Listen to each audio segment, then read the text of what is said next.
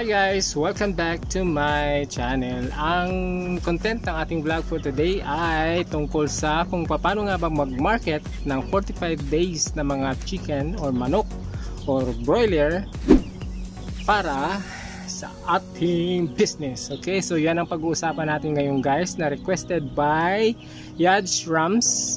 So siya yung nag-request nito na magkaroon tayo ng content na ganito. At shout out na rin kay Sir Jericho Palma ng Dubai, ang ating OFW from Dubai but originally from Leyte siya, no? Ayun. So shout out sa iyo at sa inyong lahat na nanonood ngayon, okay? Pero bago ang lahat ng yan guys, kung baguhan lang kayo sa aking channel, please subscribe to my YouTube channel which is Baliktan na PH, at huwag nyo pong kalilimutang i-click ang notification bell para update po lagi kayo sa aking mga ganap.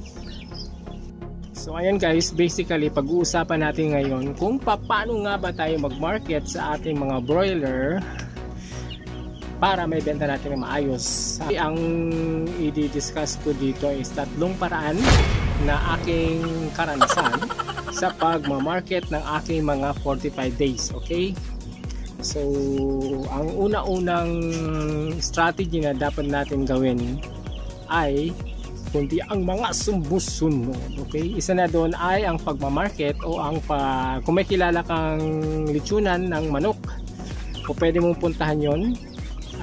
Tanungin siya kung magkano nga ba yung bili niya as in wholesale sa mga manok kapag direct from farm, kagaya ng sayo or sa akin. So ang ginawa ko noon, may kilala akong naglilitsyonan, inalok ko siya, then syempre malayo yung kinukuhanan nila, instead na kumuha pa dun sa malalayo, dito na sa akin kumuha. Isa naging target ko dyan ay ang itsura ng mga manok. So yun ang una mong gagawin.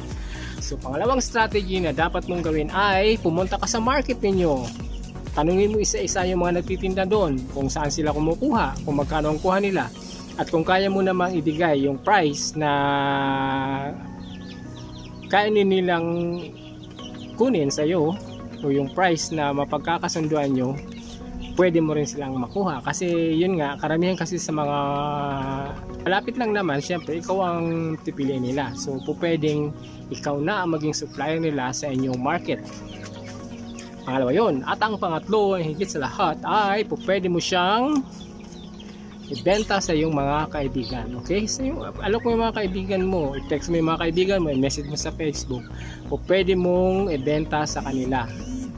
Yan yung tatlong simpleng marketing strategy lang na ginawa ko.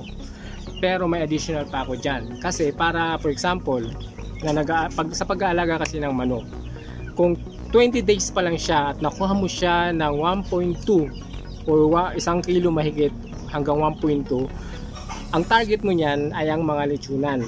Okay? Kasi yan yung ano nila eh. Hanggang dyan, 1.2 lang yung pagbebenta, yung binebenta nilang mga lechon manok, kasi pag mabigat na malugi na sila. So usually pag nag 1.2 o 1 kilo na, pwede mo na kagad i-alok yun sa mga lechonan. Then yung sa ano naman, yung isa naman na para makatipid ka rin, pwede ikaw na yung maglinis bago mo ibenta sa yung makakilala. Okay, by using Facebook, pwede rin Facebook Messenger, or i-post mo siya sa mga group na nagbebenta ng mga live, kasi hindi mo po pwedeng i-post mo lang siya sa main page mo kasi mabablock ka ng Facebook. So dapat mag-join ka muna sa mga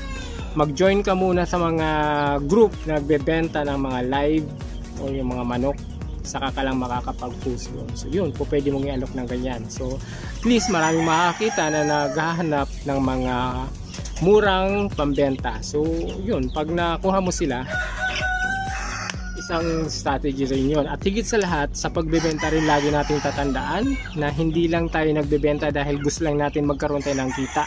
Dapat buuin din natin, o dapat magkaroon din tayo ng magandang relationship sa ating mga customer o buyer. Kasi yung isa na yan, dalawa, tatlo, parami yan, pag naging maganda yung relationship nyo, panghabang panahon mo nang maging customer yan. So pag nagkaroon ka ng maraming customer paunti-unti, later on magkakaroon ka na ng marami, So isang magandang strategy rin yun, yung pagkakaroon ng magandang relationship sa ating mga buyer. Okay?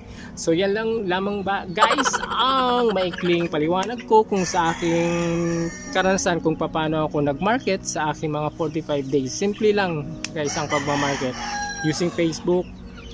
Yung punta ka sa mga kaibigan mo, pumunta ka sa mga litsunan, tanungin mo sila kung magkano bentahan nila, tapatan mo lang, malay mo, di ba? Sa'yo na kumuha.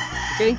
So yun lamang guys ang aking content for today. Thanks for watching guys. See you on my next vlog.